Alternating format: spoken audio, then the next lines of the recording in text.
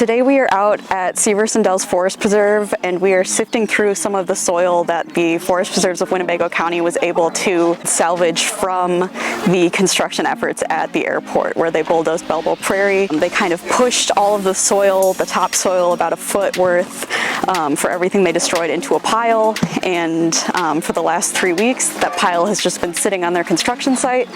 Forest Preserves were finally able to go in and collect that soil, so now we are out sifting through the soil to see if we can find any live root balls or germinating seeds, to try and protect some of that genetic diversity and some of the just incredible species that are in the soil still.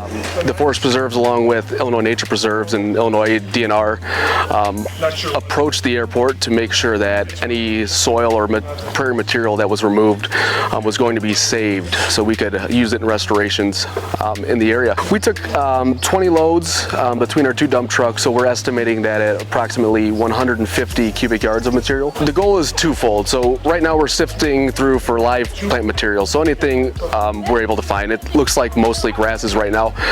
The other part of that is conserving that soil. So there's a seed bank in there. There's soil bacteria. There's mycorrhizal fungi, and there's a lot of beneficial stuff still in that soil that we hope will enhance our prairie restorations. So it's certainly not a replacement for an established remnant prairie, but by integrating some of these pieces into our restorations, we're capturing those remnant genetics for that plant material we're potting up right now. We're capturing the soil diversity that's present in that prairie sod and then that prairie soil that was removed from the airport. Sure, so prior to removing that material from the airport, we were looking at soil maps for preserves in the areas, and we identified similar site conditions historically out at Cedar Cliff Forest Preserve. So we've prepped an area up there where the soils were very similar, and that will be where the rest of that sod and soil are being moved to, as we speak. And then once we grow out these pots, they will also be planted by volunteers out at that site as well. So even though this isn't even close to the solution that we wanted, we have to keep rolling with what the situation adapts to. And so because they have bulldozed the portion of the prairie, we now have to adapt our fight to being how to preserve and protect the remaining acres of prairie that are still at the airport, and also how to make the best use out of their scrap material, basically the soil that they scraped off. We're trying to handle its remains the best as possible. It feels very ominously sad. It feels like death. It feels like, it's fake. It just feels like, oh, here's the soil. It's okay. You can plant it somewhere else, but this is not okay. And we should never do this again.